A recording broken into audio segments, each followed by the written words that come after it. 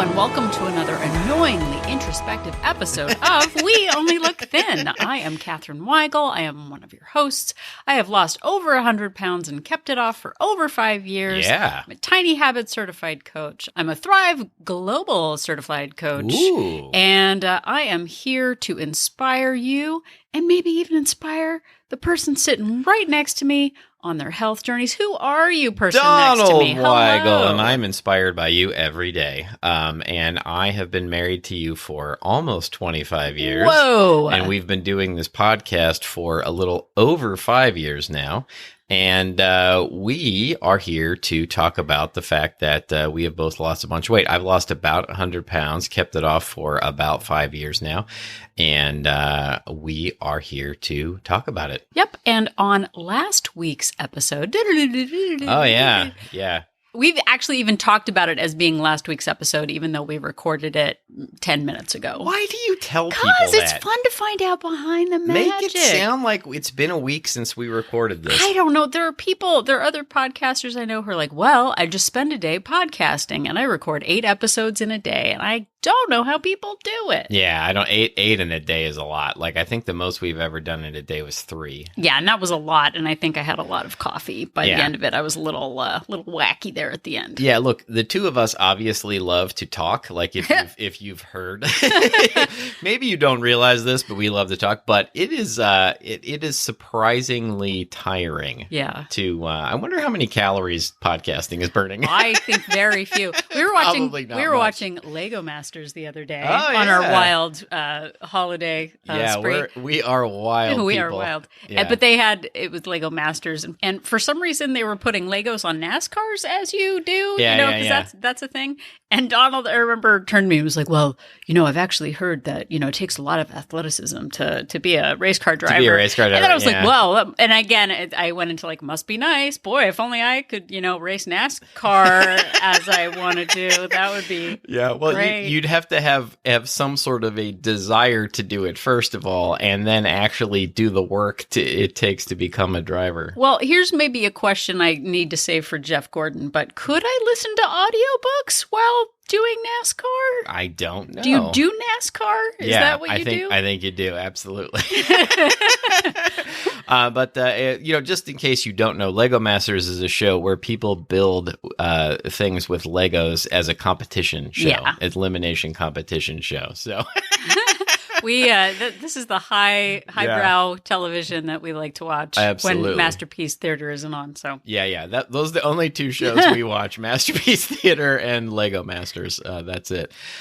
So last week we dove into an article by Jolynn Brawley on a website called yourtango.com, and the title of the article is 15 Questions to Ask Yourself Before Starting Your Weight Loss Journey. yeah, but you can start already. So Yeah. don't. This is where we take umbrage. Our first thing is don't wait. So, as we have done with a lot of other episodes, we like getting other people's input. We have not figured everything out, and I learn stuff every day. And there are some things in this article, especially in our next episode. I'm going to tease next week's episode. Whoa, we haven't even done that one yet. The final 5 questions that really sort of blew my mind.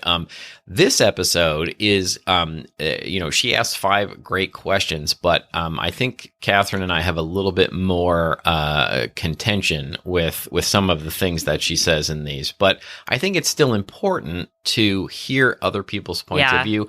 And even though Katherine and I might disagree with some of the ways that she phrases things in this article, or some of the concepts that she throws forth, I think there's still a question behind the question that is worth asking. And I think it's also highly possible that the question that she asks will resonate highly with you. And if it does, then fantastic. You take what you can from it and you run with it. Well, and to tack onto that, I think too, part of this is really, and I think what I've done over the last 5 years is not just take one person's opinion as gospel or fact, but ask myself, how does this make me feel? Does this feel like something that I agree with or Right. not?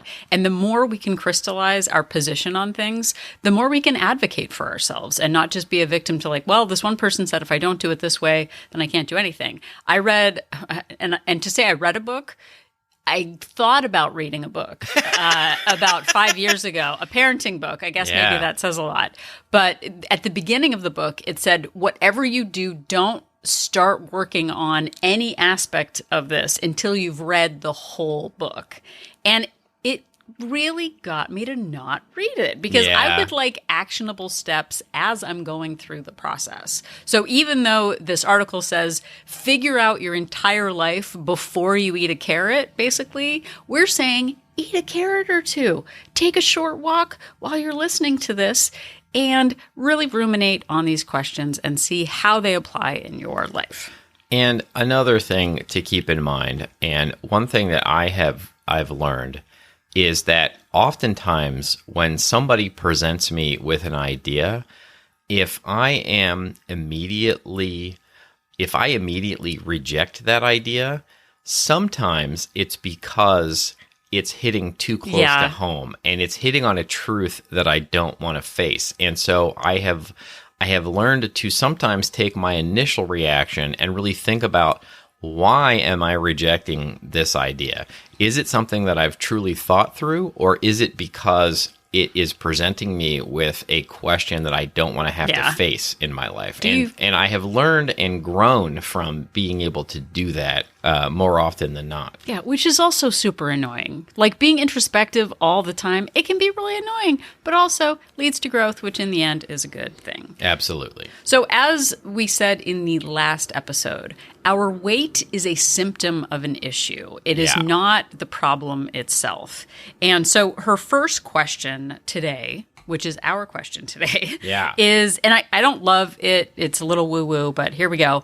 Have I healed the root of what made my body fat? Okay, simmer down. But no, I didn't.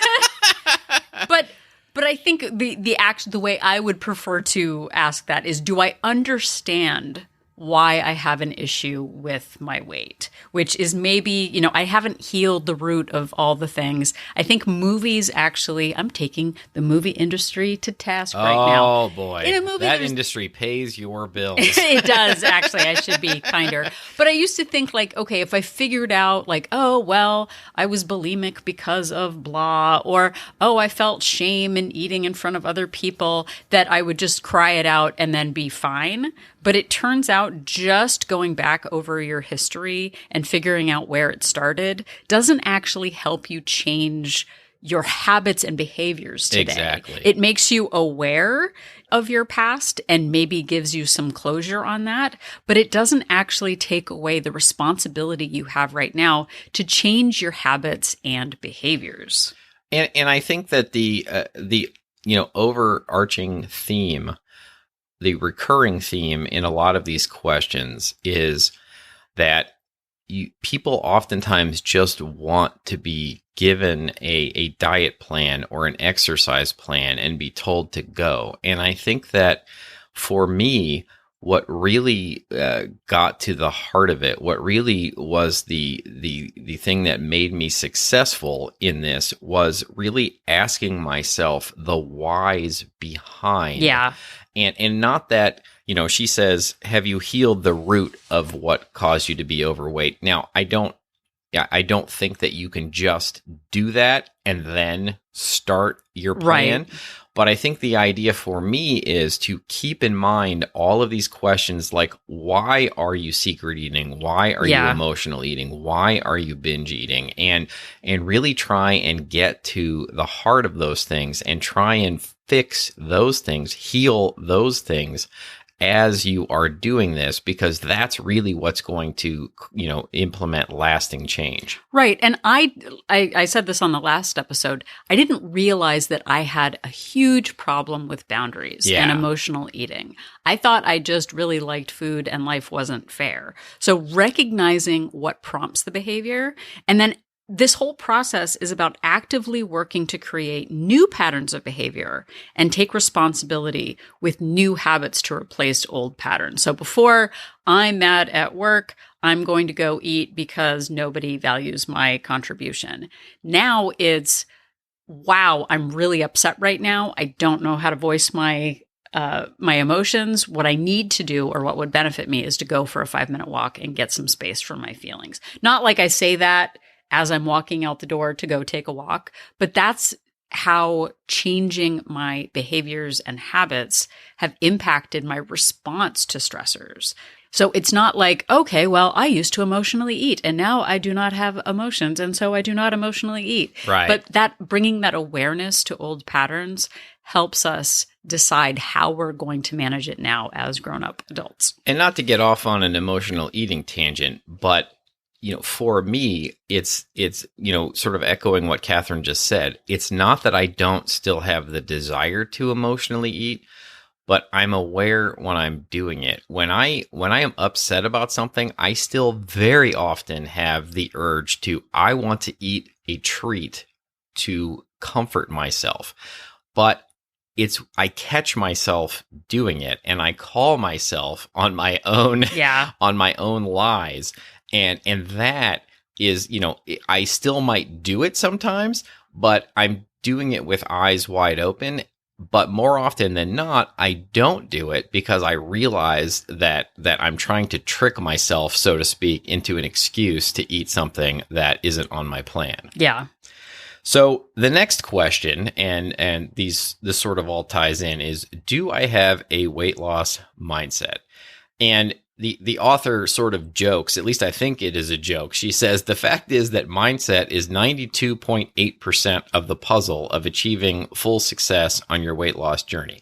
And, I don't know where 92.8% comes from. I think that's a joke. But she says some things in the article that I don't agree with about if you have a weight loss mindset, then everything becomes like struggle-free and easy. Yeah, she's and fun. And like, fun. And it has never been struggle-free or easy or fun. I mean, look, there are some things that are fun. I actually we need a fun montage. We need a montage. I definitely actually enjoy, like rebounding and watching television or going on long walks with Catherine. Like that actually is fun to me. But maybe there are exercises and activities that are fun for you. Maybe fun for you is prepping your meals for your week. But anyway, I digress.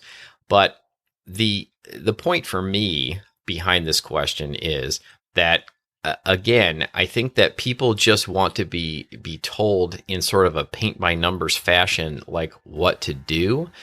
And I think that adjusting your mindset and working on things like boundaries and working on things like giving yourself a growth mindset and working on how you talk to yourself, like talking to yourself in a positive, kind way, those are things that I think that people don't talk about. I think most personal trainers and health and fitness people are just like, no pain, no gain. You just have to do it. Like you just have to suck it up and get out there and do it.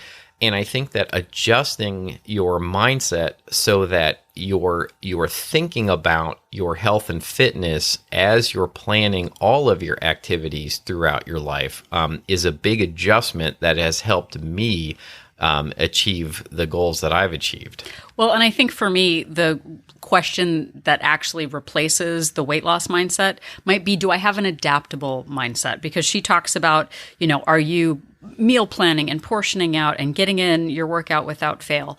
Nothing is without setbacks, and that being adaptable. What can I get done today? What can I ask of myself? Is this a time for weight loss or maintenance? Being able to ask all of those questions and seeing it as there is no finish line. We did an episode called There Is No Finish Line. Being able to cultivate new habits and behaviors matter. And the big thing when I started 5 years ago, the big thing I thought to myself was, what would happen if I pushed past my setbacks? What would happen if I didn't stop weighing in? What would happen if I didn't stop tracking? And really pushing past that, like, this isn't about having a weight loss mindset. It's about having a mindset that I'm not giving up on myself. And Catherine Weigel has said this most often. Catherine Weigel? Yeah.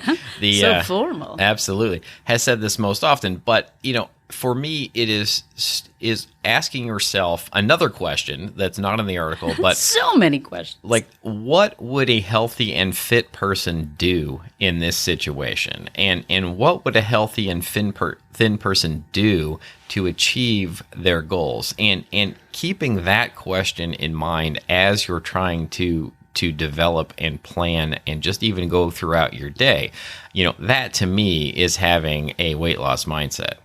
I like it. All right. So the next question she asks is, who is the coach in my corner?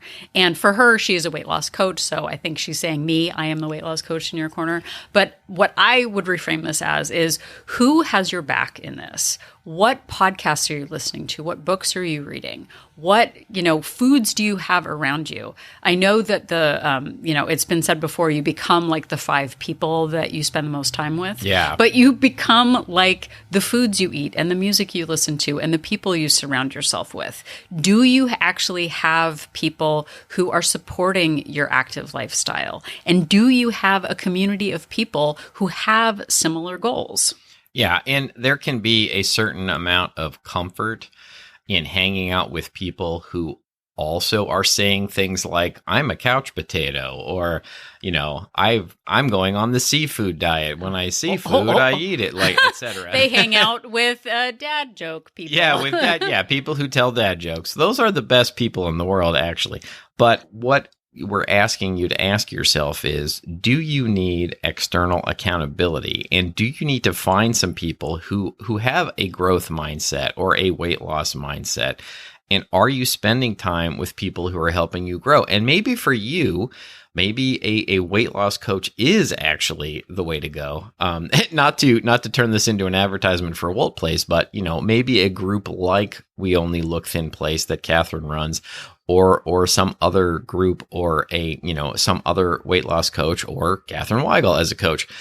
All of those things, maybe you do need that, or maybe you just need to, like Catherine said, maybe you just need to adjust the articles you're reading online and the podcasts you're listening to, and get some other voices in your head that are going to be positive and move you forward in the direction you want to move. Right. And that can take the form too of taking a class, taking a fitness class, joining a running group. There's so many different ways that we can find support, and we can have coaches both virtually and in person. So are you turning to the right people? Do you have the right people in your corner? Because not everyone in our lives is going to be that support for us. And maybe you think you're a lone wolf. Man. But maybe you're not really, and really think about, like, would some outside accountability, would some help actually be helpful to you? And, I spent so much of my life thinking that I could just figure this out, that if I really just put my mind to it, I could figure it out. And it really took a lot of other outside sources and experts. And it's been really helpful to me to keep looking for more outside sources and experts to maintain and keep going. Exactly. So the next question in the article, we are up to question 9. Number 9. Question 4 for this episode. Can I clearly see my healthy weight loss end goal? And, this is another one where I think that for some people, it is really important to be able to envision what your life is going to be like when you achieve your goal. I think for other people, and this is me editorializing, I would change this to envision your end goal, but also set smaller achievable goals and smaller achievable successes that you can meet benchmarks along the way, so that you get that satisfaction and you keep building and building towards the longer end goal. Well, and I think when we're kids, to sort of counter what Donald just said, when we're kids, not me, but kids might go like, I want to be married. I'll wear a white dress and I'll be married. And right. And okay, so you want to be married, but like, what do you actually want? When you're a kid, you don't think about that. When you think about like, I'm going to be in business, I'm going to have a corner office, and I'm going to be in a corner in an office. That's not the end goal. That's kind of the fantasy vision. But what kind of person do you want to be? Because just saying, well, I want to be thin, what you actually want is flexibility and confidence and boundaries and a better relationship with food? What kind of person are you becoming? How are you investing in yourself? And so that end goal, like for me, I mean, I don't even know if I have an end goal right now other than I want to feel good when I wake up in the morning. I want to be proud of the decisions that I make. I want to be able to eat foods that I enjoy in a way that doesn't sabotage me. So it's not this sort of like, okay, and here's my wedding day, and now I don't know what to do with it. And that's what I did before. I would think about that finish line and, okay, now I'm the weight that I am and everything's fixed. But it turns out we're still being presented with challenges and, potential cakes and pies. So that doesn't stop. No, for sure. And so I think that what you want to do is to ultimately try and strike that balance and walk that tightrope between, we've talked recently about I want to lose 50 pounds is an aspiration. And so you envision, yourself having lost the 50 pounds and what that would be like. And I think that it is important and helpful to have that in your head. But what is probably more important is to actually whittle that down into a specific, okay, so I want to lose 50 pounds. So what are some things I can do, and what are some small things I can do right now that I can get started on? What are some goals I can set that I can achieve, maybe today, maybe in the next minute? Like, okay, I'm starting at 0. I've done nothing. Okay, what is one thing I can do? Well, I could go for a 5-minute walk right now, or a 2-minute walk, or a 1-minute walk, or I can do something. I can eat one vegetable today. Like maybe you're somebody who has eaten no vegetables or no fruit, or you do nothing but indulge in treats all the time. I can eat one meal that is calorie sensible, like today. Break it down into smaller goals. And when you achieve that goal, then you can move on to another goal, celebrate that success, and continue moving until it snowballs into more and more successes, which is what I did and what I think Catherine did, until we eventually, we've got many, many, many things that we do in our lives every day. But start small and move forward and just achieve the goals that you can achieve right now. Okay, so we are bringing you home with question number 10.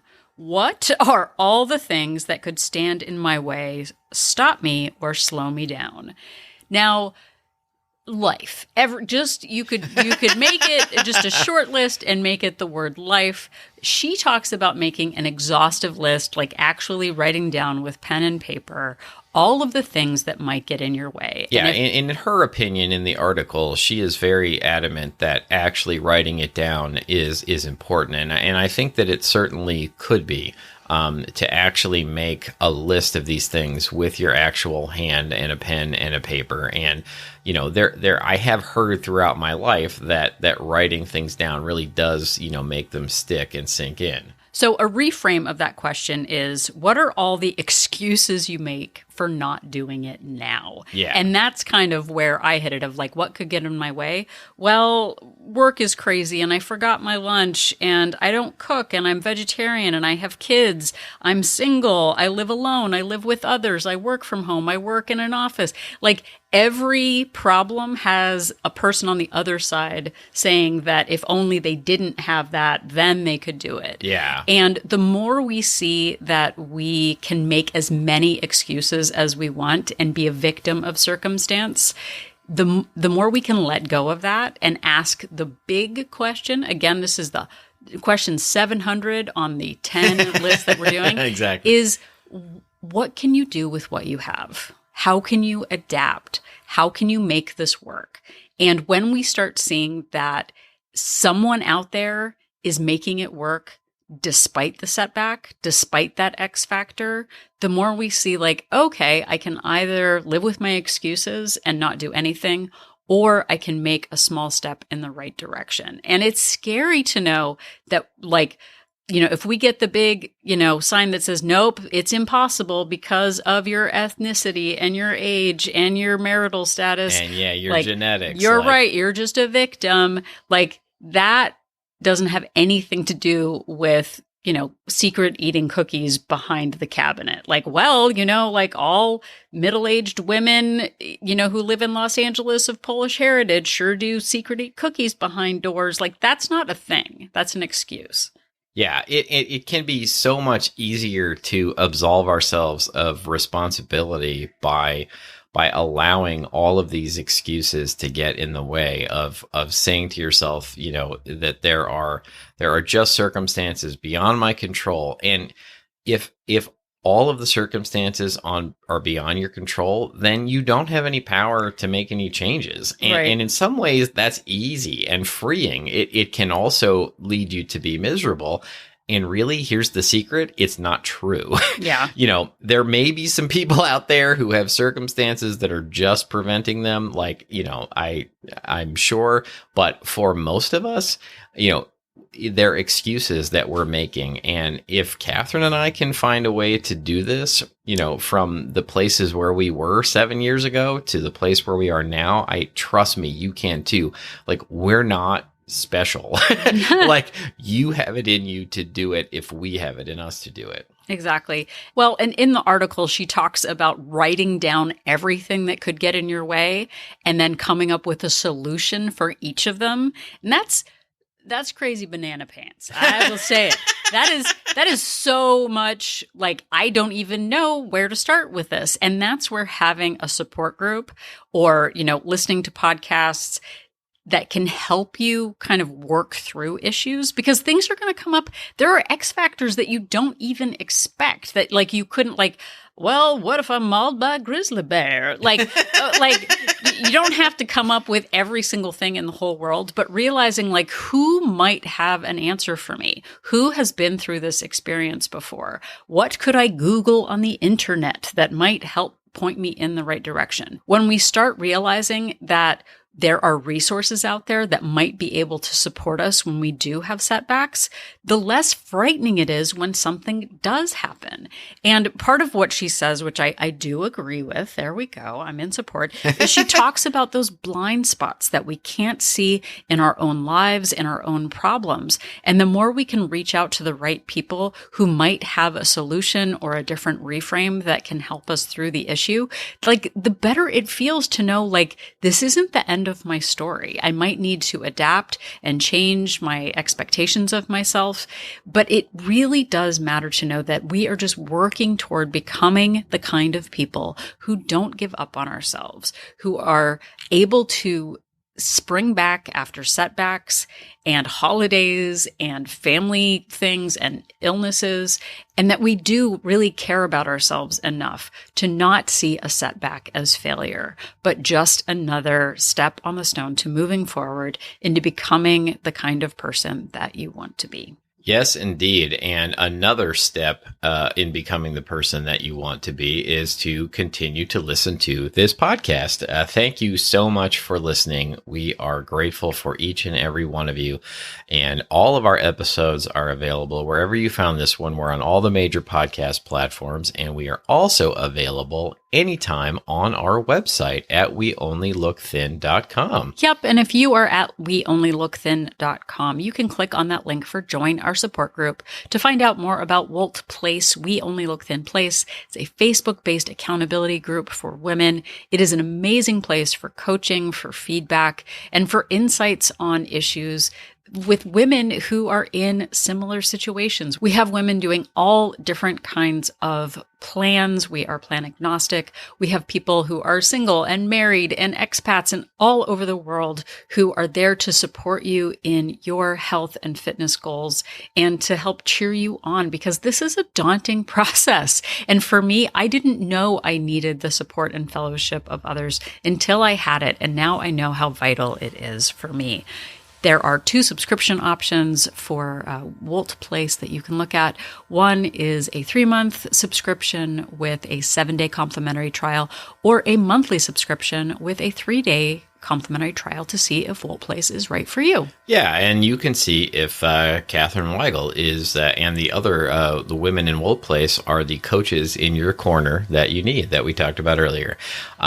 Also, you can interact with us on social media. We are on Facebook, Instagram, and Twitter at We Only Look Thin. And we can receive emails, if you can believe that, at weonlylookthin@gmail.com. We have the technology. We enjoy compliments. We enjoy episode suggestions, and we can answer your questions. weonlylookthin@gmail.com. Yep, and if you are feeling generous, you can head over to Apple Podcast and leave us a rating and or a review. Not only does it help us know that what we're doing is making a difference, but it also helps others find our podcast. And we would super duper appreciate the shout out.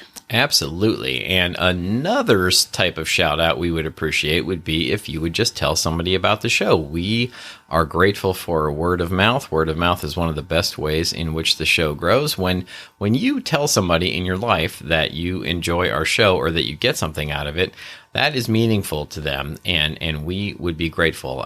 Also, we appreciate shout-outs in any online groups that where it might be appropriate, in Facebook, on AOL. AOL. I couldn't think of anything. Discord. All I want to Reddit. Oh my goodness! All I wanted to say was Fandango, and I don't know where Fandango was coming from. But yes, give us a shout out on Fandango or Reddit. And we would be grateful. So when you're trying to give us a shout out and you can't decide whether to compare us to Lego Masters or Masterpiece Theater, just remember the important thing is that Katherine and I are an inspiration. On Fandango.